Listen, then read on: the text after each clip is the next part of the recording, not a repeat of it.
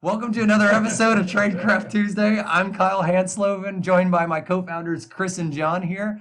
And this episode, we're bringing to you guys all about attacking two-factor authentication. We've had a handful of episodes where we talked about bypassing admin privileges, what people can do. This week, a lot of the questions were asked us about, hey, I've got 2FA. What are the downfalls? What are the different flavors of 2FA or multi-factor authentication? How can people bypass them? Should I use it? Should I not use it? We're going to cover it all. Before we do that, we gathered a whole bunch of news this week of just what's happening in the security community, both from offensive and defensive. So we'll break that down. And then, please ask, the Q&A side of the house for those that are live. We've got a lot of feedback for even those that are watching afterwards of, the question and answers is often where people are learning the most. So let's keep it going. Yeah. Without further ado, who's taking news? Cool. Yeah, I got it. So this one's not super relevant to 2FA, but I thought this was really interesting because we haven't seen one of these in a while. A developer released a new jailbreak for iPhones called Checkmate. And so this is a tethered jailbreak, which means that to actually do the jailbreak, you have to have your phone plugged in, and every time you reset your phone, it'll go back to the factory default, and so you'll have to plug it in to jailbreak it again. But this one was actually pretty interesting because the vulnerability is in the boot ROM. So the thing that starts the phone from nothing, right? When you hit that power button and it starts to load up, there's a boot ROM that runs that then provisions all the memory and all the settings so that it can actually boot into the iOS operating system. So Is this one of those forever days? Is this one patchable? yeah, no, they said it's forever. They said actually this code is burned into the chips, into the read-only memory. So there's actually no way to fix it for old phones. So this will be forever. I'm coining that forever day. Yeah. So if you're into that kind of thing, just Google for Checkmate. Mate being spelled M and the number 8. Nice. So between that, obviously the phone side of it, but also FBI was pretty active this week, right? Giving some heads up. Not only are phones insecure or have bad days, Yep. but they really gave some attention to small and medium-sized business. And this was only a couple days ago, right? This was the October 2nd? Yeah. All right, so those that haven't caught the notice, FBI came out and they refreshed their ransomware guidance. So this was guidance they put out a couple years ago. And every now and then they go back and try to say, hey, what is changing? Because security is constantly changing. What was exciting was a lot more focus on specific, like, hey, how are people getting in? And what do we see in there, guys? Like, we can actually share some of this for anybody that's... Yeah, so they came out and they said that the number of campaigns has sharply dropped. So the number of new ransomware campaigns is going down, which is great. But the problem is that they said that the losses from these attacks were going up. So attackers have figured out how to leverage their access to, better infect more computers or something like that. So similar to the things that we've been talking about recently, where we've been saying, hey, look, people are taking over RMMs or taking over things like Screen Connect or RDP, and they're able to ransom multiple machines in one go rather than just a single machine. So yeah, highlighting of RDP, we've definitely talked about that before. Yeah, they definitely came out and they called out a few specific things to say, like, how are people getting in? Some of it was RDP. Some of it was, what else did they say? A lack of two-factor. And they definitely called out attention to managed service providers. Like, this is a legit strategy to get into customers, is swim upstream and use that supply chain. So Yeah. obviously that's something that hits close to home for us. But it's there for those that don't know. We share the links live in chat and things like that. So we'll continue to dump those that are there in chat. But definitely give that a read. It's worthwhile. Yeah. And to kind of piggyback on that, ZDNet came out with an article that said over 500 U.S. schools were hit by ransomware in 2019. So if you are a managed service provider or an IT shop for a school or a school district, you've probably already heard, I'm sure your colleagues have been talking about it, but they talked about 15 different school districts accounting for 100 schools in the last week, and So it's really bad, and I think attackers have realized that. When they can get a whole school district or something, and the school's out, they have no computers. Somebody's gonna pay. Oh man, can you imagine being the students, like especially if grading is down? Like, this is one of those bittersweet things. Exactly. Like, oh man, it's exam time and they can't do my. I guess it's only terrible if they don't graduate you. So. Can they do that? I don't know. They could try, I guess. So we've got FBI, we've got doom and gloom we're sharing here, but I think there were some benefits, right? There was some new software recently released. Microsoft announced Azure Sentinel. So for those that hadn't heard this is another one of those big win for the ability to fight head to head. So anybody that's familiar with the SIM, this is Microsoft's cloud-based SIM, and I could actually share here. This is just one of those nice little. It doesn't always have to be doom and gloom. It could also be things more positive. So. Right. Azure Sentinel was one of those, if I can get around these 10,000 ads. And it looks sexy. It's pretty streamlined. Some of it's built in depending on how you do your enterprise licensing. You might be able to get some access or deeper.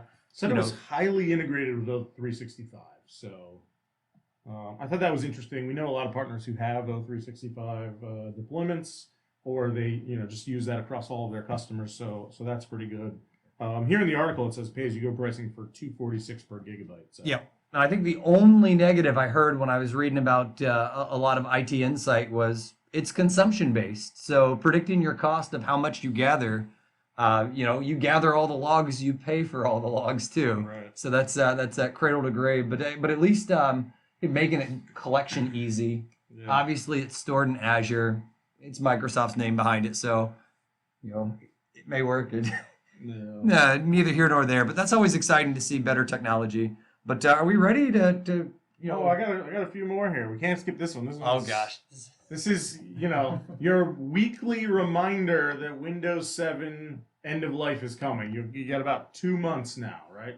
3 months, somewhere around there. January 14th of 2020, end of support. Microsoft actually recently announced, this was a few days ago, October 1st.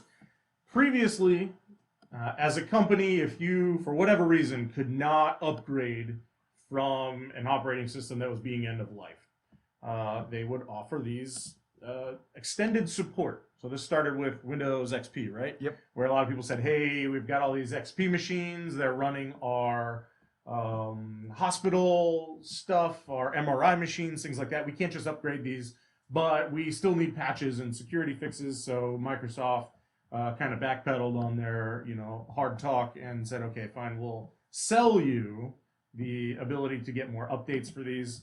But what makes this different from before is previously you had to have the Pro or Enterprise license for XP. Now they're going to sell it to anybody. So if you have Windows 7 Home even, right, if you're an MSP or an IT shop and you still have a few Windows 7 boxes laying around, if you have to, you can buy extended support. Obviously, our recommendation as security people is upgrade immediately. But hey, not everybody can do that, right? Yeah. There are real limitations. Yeah, at least it's an option, right? It's better than the whole cold turkey, because I think we all know. I mean, we still look at Huntress and look at our number of endpoints, and it's, I don't know, are we still over 100,000? No, but we're in the tens of thousands now. All right, so it's uptrending towards, or I guess downtrending, but it's still prevalent. Take it serious, because shortly after, there'll be some minor privilege escalation or something along those lines, and Microsoft usually doesn't treat those minor bugs anywhere close to as serious as the remotely exploitable ones. Maybe the pitch to your customers or your user base there is, look, Microsoft might give you the occasional patch, but the end goal is, you're still accepting a whole lot of risk. Right. I got two-factor on my mind. We done with news? I don't want to rush anybody. No, I think that's it. So two-factor's been on my mind, not just as a defense mechanism, but to be honest, like as a team full of folks that break things for a living, two-factor made our jobs harder. Right? That's something that a lot of people don't tell you. Usually the person that's least happy about your two-factor implementation, I know you usually say the end users are number one, but it's somebody on the receiving end. Like, I hate to have somebody with two-factor locking me out, and it makes me generally work harder. So, that's an interesting, I guess. From the perspective of an attacker. Yeah, as an attacker, I'm salty. You're making my life harder here. When it comes to I would say, attackers. That's not an uncommon thing shared. And as a result, we've seen kind of a evolution of attacking two-factor authentication. So before we go into just straight up attacking two-factor and the common ways that we would use and abuse, it's probably worth calling out. There's a lot of different flavors of two-factor, right? Yeah. Anybody want to talk about maybe their first time coming into two-factor, what it looked like? I for me it was those old RSA tokens. Yeah. Those gray tokens with the 6-digit LCD on there. Everybody immediately became cool that had their badge hanging from a lanyard with an RSA token. No. You could gauge your coolness level by how many you had. Right? Oh, if you had like 3 of them, you were extra elite. It's like the bling or the flare at whatever. Yeah. How many RSA tokens can you have? So right, that was common, but that was at least a something you have and something you knew. Something you know being password, something you have being your one-time code. Right. And users since the beginning of 2FA or multi-factor authentication have always been upset. I think as soon as the RSA tokens came out is the first time I started seeing people publicly facing webcams towards their RSA tokens so people could share it. But the general idea, just in case you've been living under a rock, it's just trying to make authentication a tad bit more complex with something that a remote attacker or even an insider attacker might not have. Right. There's obviously all kinds of different flavors of this, something you have and something you are. One of the biggest issues with something you are is it's not, you can change your password. It's harder to change your eye retina pattern. Something you are being biometric, right? You see that with like thumbprint scanners, Face ID with like iPhones, retina scans, which aren't super prevalent. But something you are, right? But like I was saying, you can't change that. So right?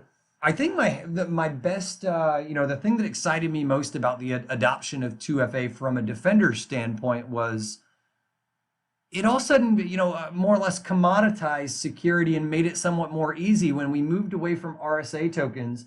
Would you say the advent of SMS two-factor made it more like, even if you had the old school Nokia 3100, you could still receive a text message? I know some of you that are security experts, and especially snobs, we immediately think of two-factor authentication. You think of SMS and you think, oh gosh, this is insecure. SMS is inherently insecure. But the one thing that we underestimate is almost everybody can receive an SMS, right? No smartphone required. My mom can receive text messages. But there's cons with that too, right? Yeah. So other technologies changed and evolved. I would say with SMS, there became the authenticator apps. Anybody want to explain how those work? Or TOTP type things? Yeah. So there's a couple of different kinds. OTP is what you'll hear a lot, and that just stands for one-time password. And there's 2 really common types of that. HOTP, which is HMAC based, and those are like a 6-digit code that's fixed, and you can enter it anytime you want. It doesn't change. The ones that you're more commonly going to see are TOTP, and those are time-based one-time passwords, and those will change every 30 seconds.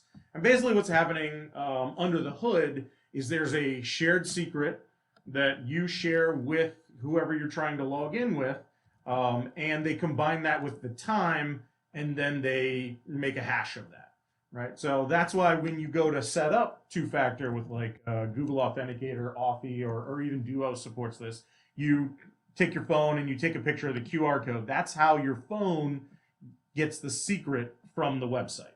So the website generates a secret, they store it on their end, they show you the QR code, you take a picture of that with your phone. Now your phone and the website have the same shared secret. Yep. And I would you say maybe the final evolution of this like convenience? There's more and more. There's Okta, there's Duo. Microsoft has their own authenticator now. Authy, Anvil. And the goal of this, if you can't tell, it continues to be focused on user convenience and security. That's the idea behind it.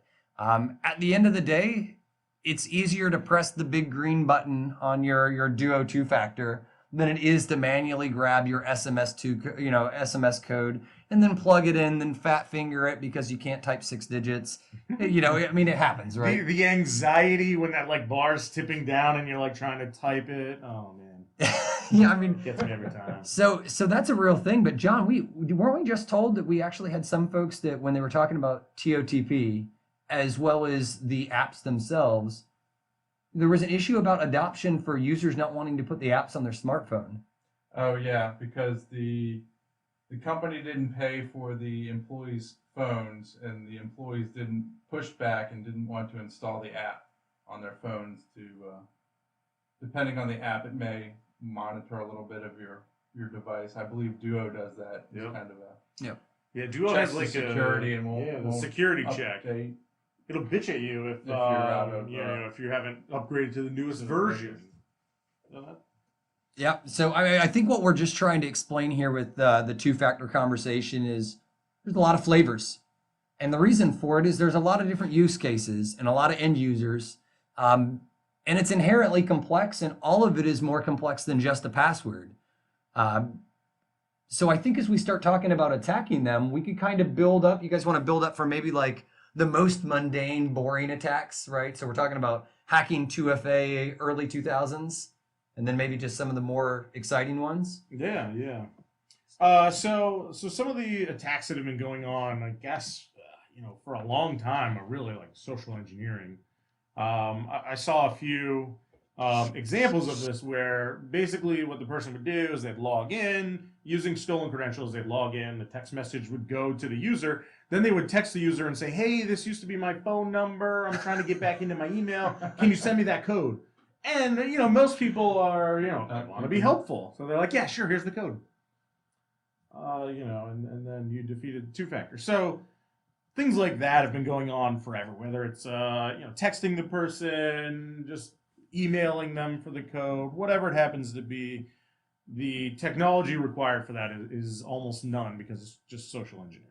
Yeah. So, I mean, obviously we're all at risk. And there's always that question too of, is there some of these that are, less susceptible? For instance, SMS-based two-factor, you're getting them over your phone, or even TOTP, you're getting those notifications, you're having to input a code. There is a chance that somebody can social engineer that out of you. So there's risk. I wouldn't necessarily call that a hack or the vulnerability is the human in that case. Right.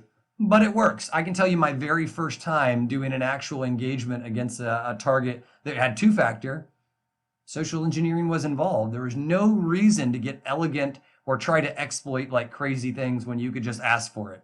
And then about the time that a lot of these app providers started, including, do not provide anybody this password, maybe it got a little bit better, but it's still a valid attack service. There's still a lot of risk for attackers, though. If as an attacker I find credentials for someone and I want to log in and take over that person's account, if I don't know that there's two-factor there, I go in, I enter the username, the password, all of a sudden it prompts me for two-factor. Well, what that means is that user just got a text message or an alert or something, right? And they're going to look at that and go, wait a minute, I didn't just try to log in. Uh-oh, what's going on, right?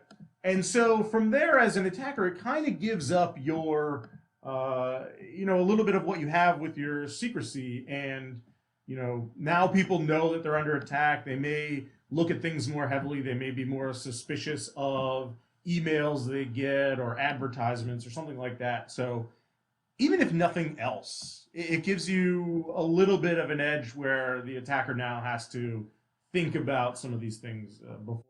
Yep. So here's a video we recently used in a presentation. I think this helps, share what we're talking about in regards to OPSEC. And if anybody hasn't seen it, it's just one of those things that, it's neat to be able to watch an attack in real time. So it's a video we recorded for folks out there. For instance, if you want to be able to educate folks in regards to these attacks. This is a video that we put together that shows just a super simple remote desktop compromise. And so if we follow this video, right, we've got, this is the shady, Kali Linux machine. I'll share an actual separate machine, which is a Windows 10 patch system here. But a lot of us are familiar, for instance, with, password brute forcing, and I'll save you the mundane. But what I do here is in this attack, I just made a real simple brute force tool. It's called Hydra, and I used a keyboard walk as my password list. And with that keyboard walk, you see that I brute forced and got in here, and it was the administrator account. This is the type of attacks that are running all day, every day against every remote desktop server under the sun. Right. You're always being brute forced if you're exposed on the internet. And what happens is when somebody finally succeeds, they tend to log in, whether it's a human behind it or not. But could you imagine being at this point here that instead of logging in, when you get that phone notification that so-and-so from IP so-and-so is trying to log in, right? That gives away some of your operational security. So I didn't mean to completely disrupt, but that's what we're trying to share is before anybody ever gets this logon screen, when administrator is logging in, that's a nice, heads up that, oop, my password was probably just in some type of, breach out there. LinkedIn gets compromised for the 6th time. Go change your password. Now the attacker used to have a password. Now they lost that, right? Maybe you go change all your passwords, your email. Yep. So didn't mean to disrupt, but that was the whole goal there, right? Is when somebody's trying to log in, you get a notification. But one of the elegant ways of where social engineering more or less evolved is sometimes hackers just look, instead of attacking two-factor itself, is there another way around this? And I'm thinking about carrier websites. I use Verizon on mine, Chris, AT&T, whatever. But sometimes you can actually just go after a little bit lower hanging fruit. I'm willing to bet that most of your employees, or maybe the CEO that you take care of out there in an IT department, probably uses, if they're in the US, a common carrier. Even overseas, right? They're probably using somewhere that you can log into the actual, Verizon website and take a look at those text messages sent back and forth. Right. And Chris, you know where I'm going with this? Yeah, if I can log in and I can see my text messages online, if I'm an attacker and you happen to use the same password everywhere, like a lot of people like to do, now I can just log in to Verizon.com and I can go and see the text message that you just received. So even though I didn't have to get you to send it. Yep. So and we just shared, by the way, for those asking for the links, we just shared the link for the hacker techniques and the brute forcing video that we just shared there. But Chris is right. When I'm looking to get in, you probably protect your email a little bit better than you protect your cell phone logins. That's reality. I can think of right now, for the longest time before I started using a password manager, I had categories of passwords. My banking passwords would be a very complex password. Mm-hmm. My Verizon one, I'm guessing, was probably something just scrub, low-hanging BS. And if you think about it, once somebody gets into your Verizon, if they can now log into your two-factor setup, you have a lot. Like my email, at the end of the day, if you get into my O365 or Gmail account, you could probably reset a good portion of my passwords as well. So just be aware that there's sometimes other ways to get those codes if you're using SMS. And the real crazy end, I can think of, there's some of the more sophisticated attacks. If you really put your tinfoil hat on, you start thinking of SMS by itself is generally not encrypted, right? It's over the carrier. Not at all. So if you really make somebody mad and you have somebody like a nation state, well, obviously they can go after the telcos. Maybe they can hijack some of the traffic, actually capture your messages with, what are those devices? The Stingray devices, right? These are devices meant to downgrade your phone into like 2G and 3G so they can get some of your messages that aren't encrypted over LTE. There's some of these available, but just wanted to make you aware that SMS, with all the benefit that you have with it, for instance, even on that old flip phone, your old Motorola Razr that you just can't put down, you get the convenience of two-factor. You also get security downfalls, which is it's coming over SMS. People can attack your Verizon account. People can attack your phone. Okay. So we talked about SMS two-factor. We talked a little bit about some of the other methods of two-factor. What do you think is probably the next best one? I think for the most part, any security person these days, if you ask them, hey, should I have SMS two-factor? They're going to tell you like, hey, SMS two-factor is better than no two-factor, but it's not what you ideally want. So what are the other options we got? How about, even just do we want to cover real quick of how people maybe instead of attacking, they went from trying to get your SMS by social engineering, maybe the phishing side of it, and then we'll talk about. Yeah, there's that part, yeah. So we recently shared an example, and this is a great one for us to screen share real quick, that customers are targeted all day, every day with phishing. None of that's changed. It's 2019 and it's not going to change. But this is probably one of my favorite examples recently of a wave of phishing attempts that we've seen. So going back on over, if anybody hasn't seen it, so I want to ask the question, and it's loaded, but what is core.windows.net or just windows.net? Any, if you're thinking about that, you're probably thinking, that sounds like it could be a Microsoft website. Microsoft's definitely got the money to own windows.net. If you take a look at the certificate, you can see yep, Microsoft.net is issued by Microsoft as the CA. It's a legit website. What is core.windows.net? And even better, a lot of folks have started realizing that if I phish you, say for instance, and I send to Chris and I say, Chris, please sign into my malicious website and log in and give me your passwords. Imagine that Chris fails and gives me his username and gives me his password, but there's a password prompt that now asks me for the two-factor code. Mm-hmm. That's what do we call a proxy attack, where somebody is going to proxy your authentication and get you there. But attackers have continued to grow, and these are literally the results from today. So I'm just going to open this up and kind of wing it here. Yeah, these are a lot. So this is something that we hadn't really planned. But if you notice blob.core.windows.net, these are hosted within Azure. And these are kind of like the equivalent of AWS buckets, or buckets that you can store data in the Azure cloud. And if we go to some of these, this one you notice right away, deceptive website ahead. My browser prevents me from getting phished. This is Chrome specifically. So Chrome has said, hey, this is a bad site. We're not going to allow you to go there. And you actually can't get there anymore, right? You used to be able to go to details and say, don't worry, I know what I'm doing. Yeah. I don't think you can anymore. No, it actually says you can report, or visit this unsafe site is still down here if you want to visit it. All right. Depending on what browser you're using, for instance, if you're using good old Internet Explorer or Edge, you might get different coverage. Notice this time I go to the same URL and it's saying, hey, pick an account.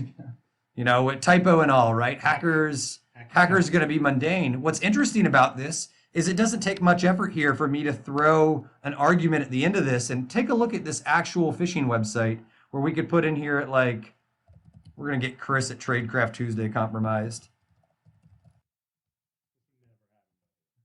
Yeah. I'm better than that. Come on. So we go to the website, we see that it's, once again, undefined. Give this sucker a refresh and voila, it'll take an argument at the end. Chris at Tradecraft Tuesday, I would click that.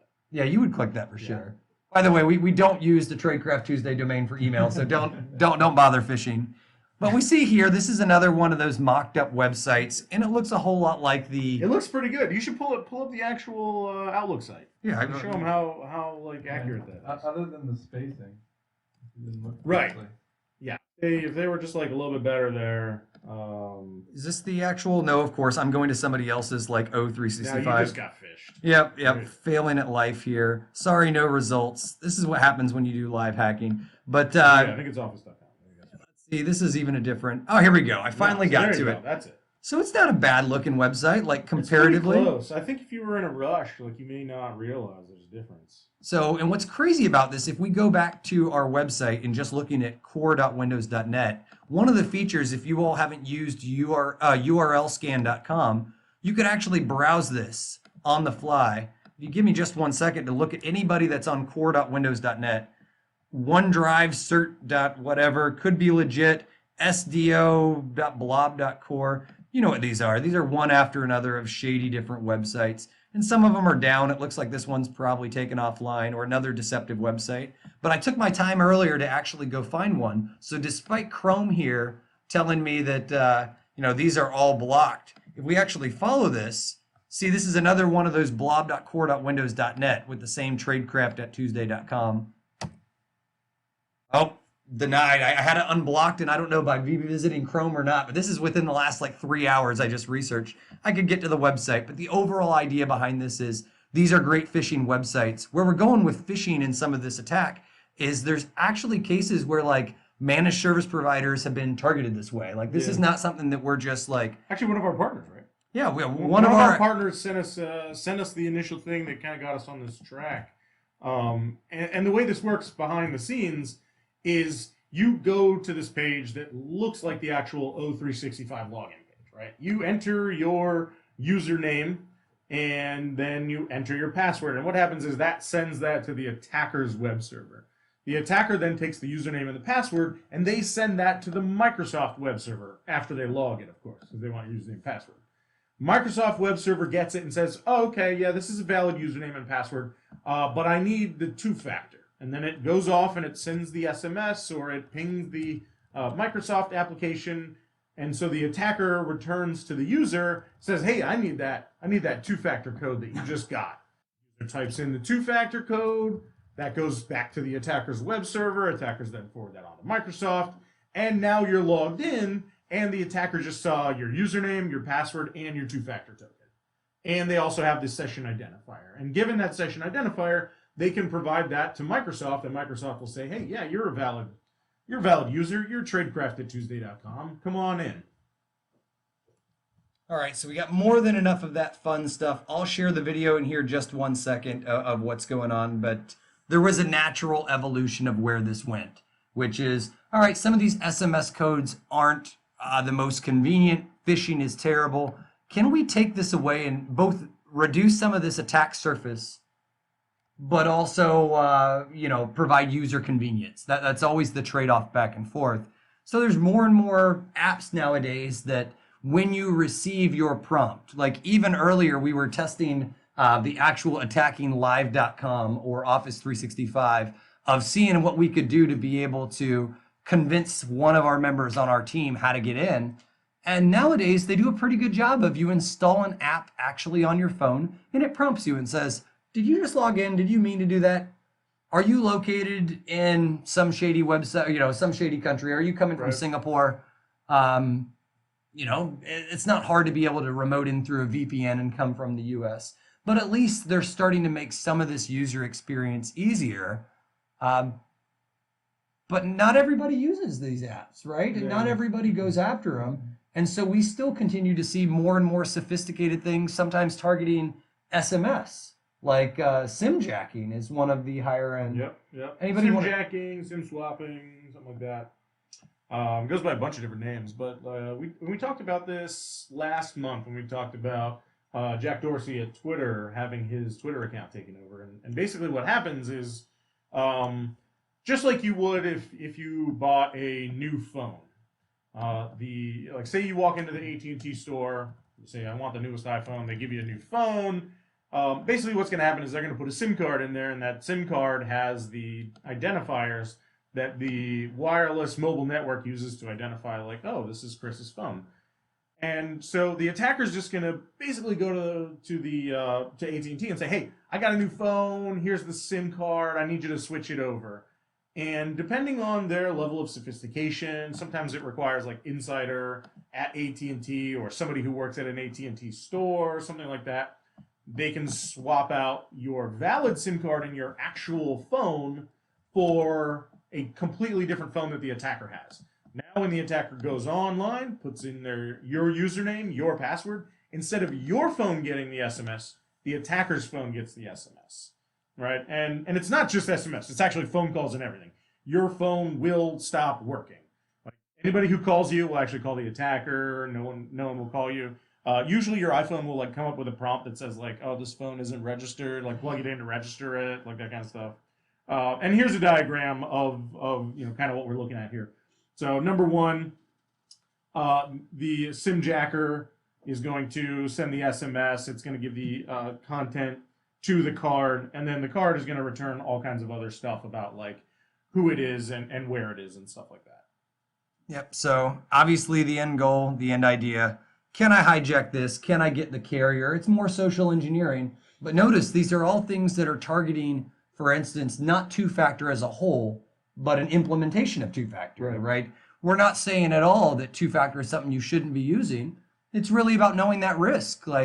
Do you have a legitimate threat model that somebody will spend the time to be able to get some of this information about your two-factor implementation, to be able to go around it, to try to break into your Verizon account, to try to get your carrier to switch your actual SIM card to another SIM card? And that's more like SIM swapping on that side of the house, where you can actually have somebody else in receiving those in there, or you're receiving those text messages on somebody else's shady phone.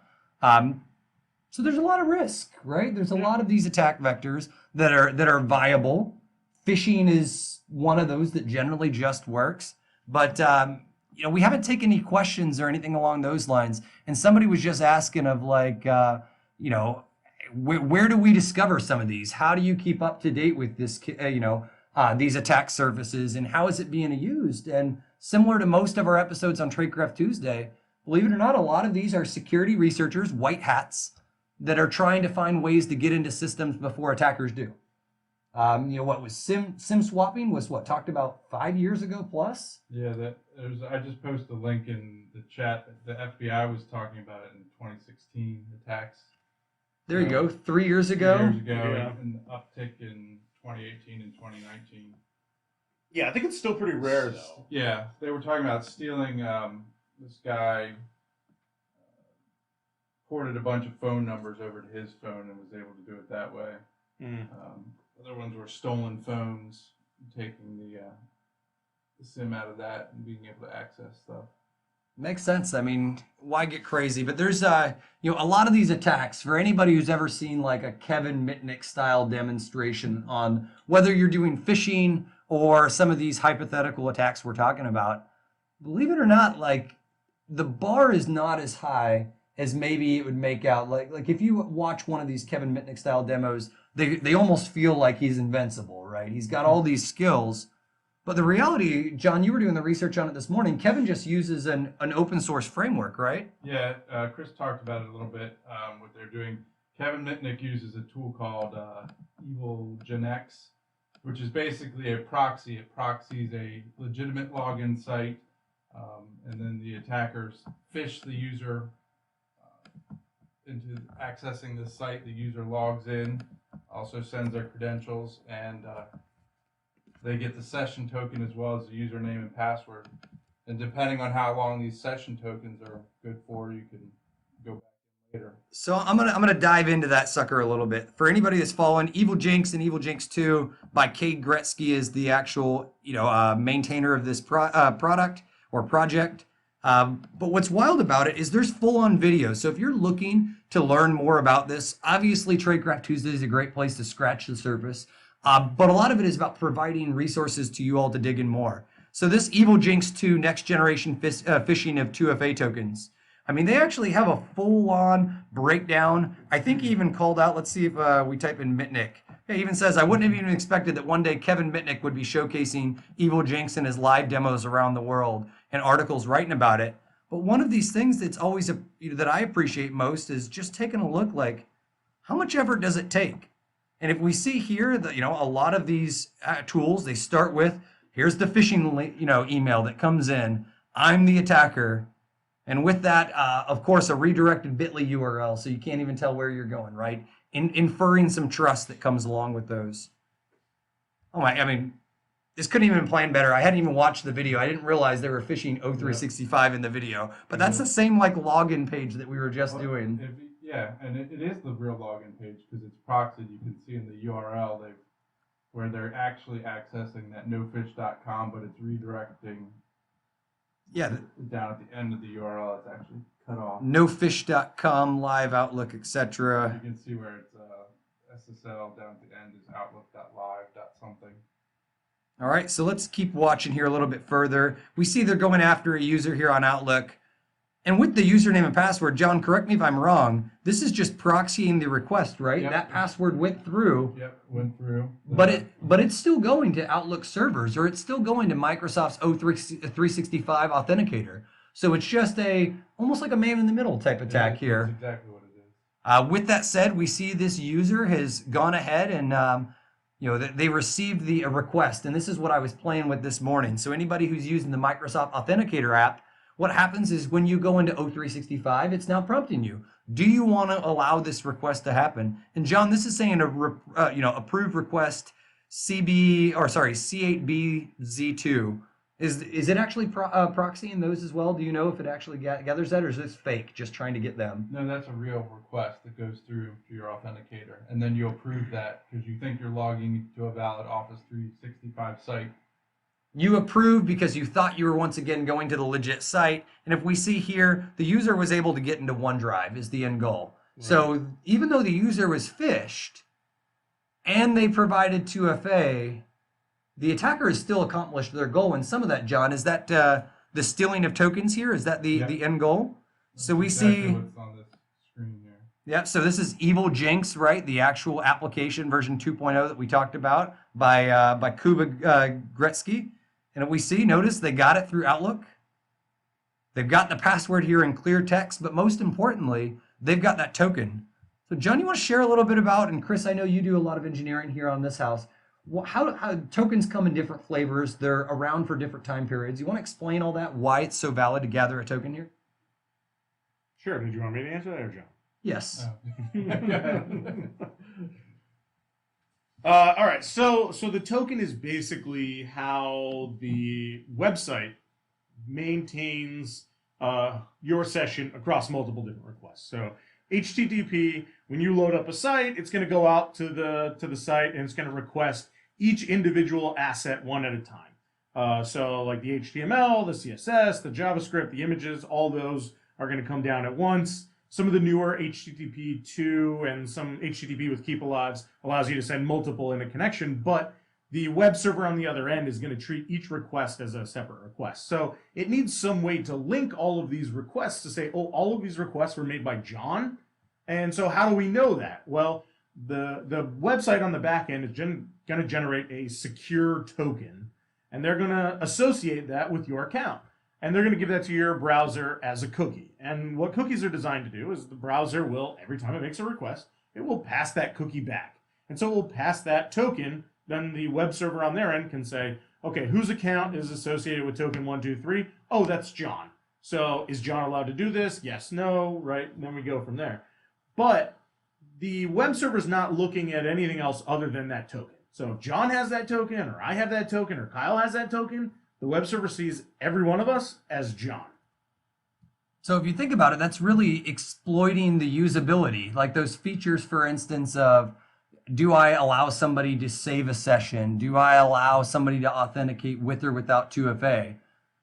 We don't want them to constantly be, can you imagine if you were prompted 2FA every 2 seconds? Like it would be like that old Windows Vista UAC pop-up, right? You get so tired of it. But we see here in the Evilginx framework, it actually grabs the token. We see them copying these cookies itself. And notice, he's on the attack platform. This is not the machine that logged in. Right. This is not the phished user. He's using, it looks like Ubuntu or something like that here. He's going into Google Chrome. You see that there was no cookies set. Outlook.live.com.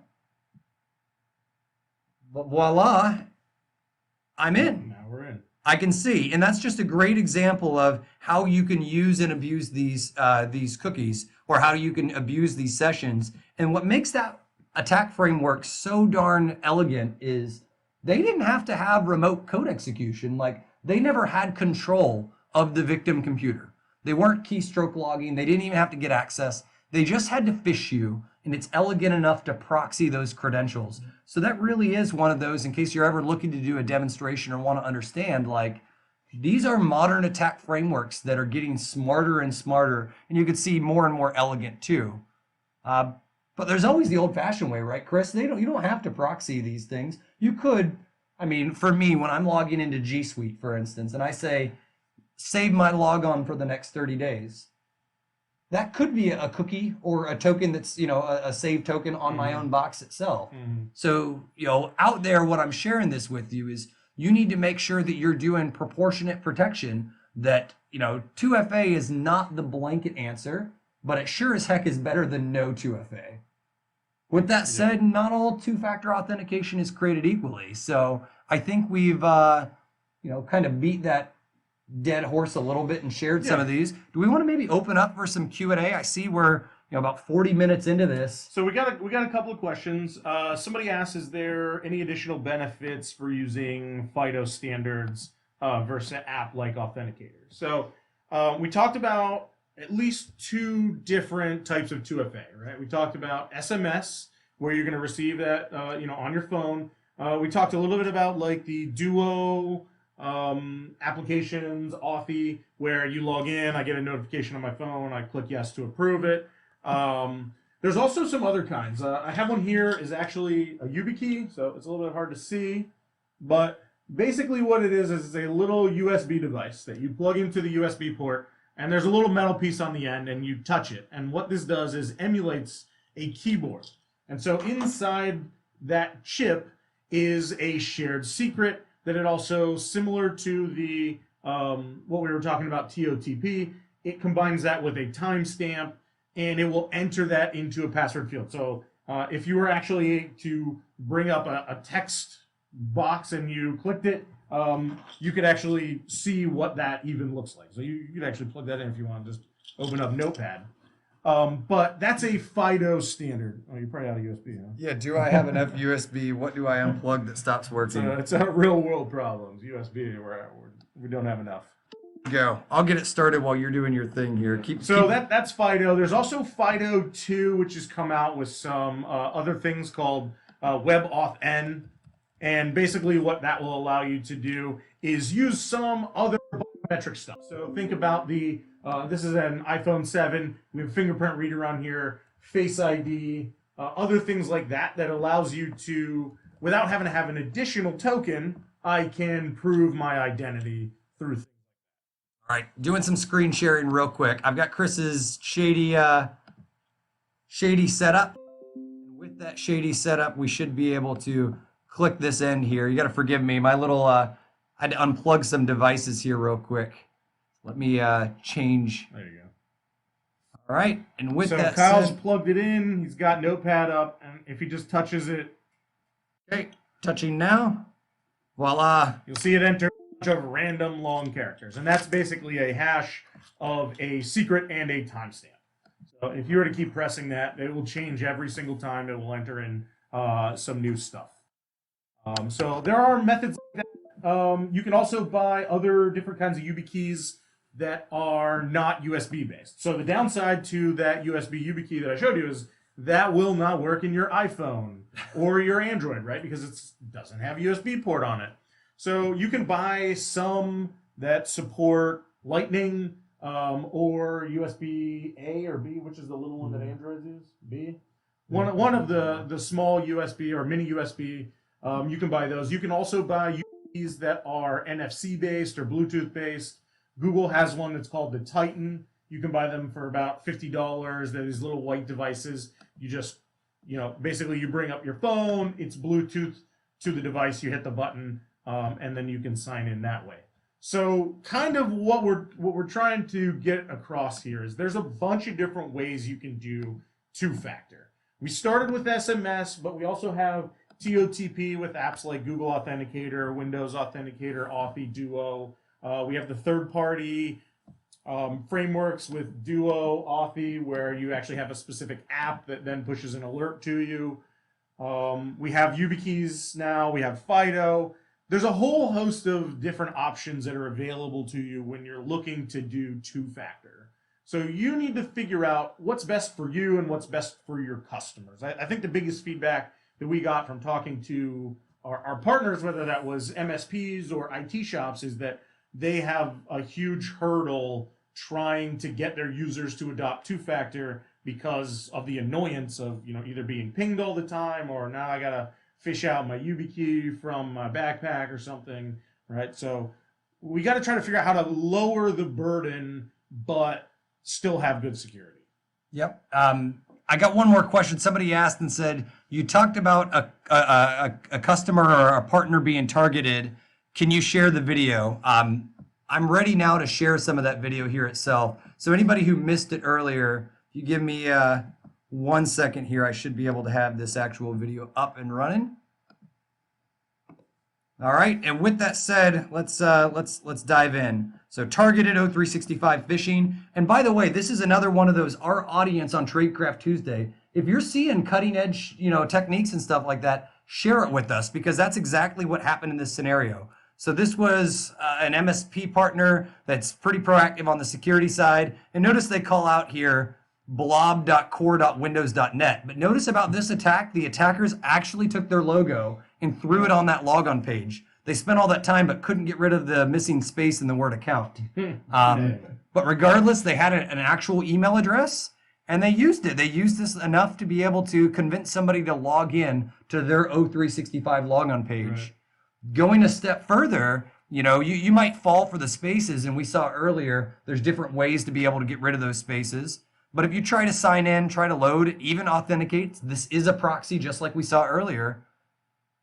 But can you imagine if you hadn't seen this and you were just double checking and you saw, yep, this is properly hosted with a valid CA certificate on Microsoft? You might actually fall for something like this. So I just want to reiterate that these are real. These are really targeting. This is like, I know I pulled it up on URL scan, and for anybody who missed it earlier, URL scan was that. It's funny. I just realized I have a recovery code for my fake live account that I just shared with somebody in here. So hack it while you can. Go, go, go. Oops. Yep. But with that said, if anybody missed it, URL scan, you can do a basic search, core.windows.net. Cool. All right, so we got a few more questions here. Robert wants to know, how secure are app passwords for desktop Outlook? I am not familiar with app passwords. Do you? I think they're referring, Oh. generally referring to, I have an application that requires logon. It's an unattended application is usually how I see it. And I actually had a set-top box at one time, a Google box, that to be able to log into it, I had to actually go into my G Suite account, dump out my... Oh, those app Okay, gotcha. Yeah. So how secure are those? I mean, they're as secure as you're storing them. The one benefit is if you use it one time and it's securely stored and somebody hasn't got access to be able to dump that secret, it's just as secret as your TOTP secret key. Because if your phone was rooted and somebody stole your TOTP secret key, that's still a shared secret. It's kind of like Chris's shared secret on his UB key. It's a shared private secret. But as soon as it's disclosed, it's game over. There was another question loosely related to that we got last week, which is APIs. And do APIs have two-factor? Somebody want to share that real quick while I try to salvage my live account? Somebody was asking how two-factor works for APIs, but it doesn't. Mostly because APIs are meant to be logged into from like a remote service or something, so there's not a human there. There's nobody to receive an alert and provide some additional verification. So what I always recommend to people, along the same lines as the application passwords, your API keys. If you have a service and you want to connect something to an API key, you should make a unique API key for everything that you want to connect, right? Ideally, that way, like, oh, Bob's phone had access to this, but Bob's gone. He doesn't work here anymore. Well, it's nice if I can just go in and delete that API key and then Bob no longer has access, right? So it's easier to clean up. If I use the same API key everywhere and I want to revoke that key for any one reason, now I got to go change everything. Application passwords are similar to that. Like I think I have a few in Gmail for, I made some for like my calendar so I could sync it to my phone and stuff like that. And the nice part about that is I can go in and revoke those at any time. And because they're specific to one application, then I can be very granular about what I keep and what I remove. Yeah, with that said, I appreciate you asking that. If you just Google application passwords, two-factor bypass, several of these come up there as how do you actually get past it? And one of the number one things was abusing application passwords. That's also a great persistence mechanism that we've talked about. You get into somebody's G Suite or O365 account, what better way to maintain access than you won't be able to necessarily authenticate via the main web, but you might be able to dump all the data through the APIs available. So a very stealthy way, and that's one of those that kind of a glaring hole. Are you guys aware of anybody that's of a security stack that's looking for app passwords or monitoring your cloud-based logins and stuff like that? Maybe there is one. Maybe the audience educates us. Yeah, for AWS, we had a thing. We went through like a vendor audit where they ran some stuff against all of our AWS endpoints to try and find where we were doing good, where we were missing things. And it was checking for things like, do all of the users have two-factor? Is everything locked down like from the firewall, or any S3 buckets exposed publicly, which is an attack we see like weekly. And one of the things that it was looking for in there is like, are there any like tokens that are not used anymore or haven't recently been used that you should get rid of? And so it kind of prompted to say like, hey, are you still using this one? Are you still using this one? That way you could remove anything that you were no longer using. Yep. Actually, one of our engineers actually shared in here, best practice may also be to auto-rotate your API keys. If you're sharing an API key and you think it might be disclosed, similar to the older password guidance of, 90 days and stuff like that. I know that's somewhat gone by the wayside a little bit of, is that secure or insecure? But it is a way. If you have an API key disclosed and you don't change it for 2 years, that might have been 2 years of access to your data. So, and it's not at that point protected by 2FA. Could you imagine if your API actually required like two-factor authentication? I don't know how you'd implement that. That doesn't even make sense. So we're running right up on our hour here. We got a few more questions, and then I wanted to hit with some updates. Somebody asked about Brian was asking about AI voice social engineering. Similar to a story that came out of Germany.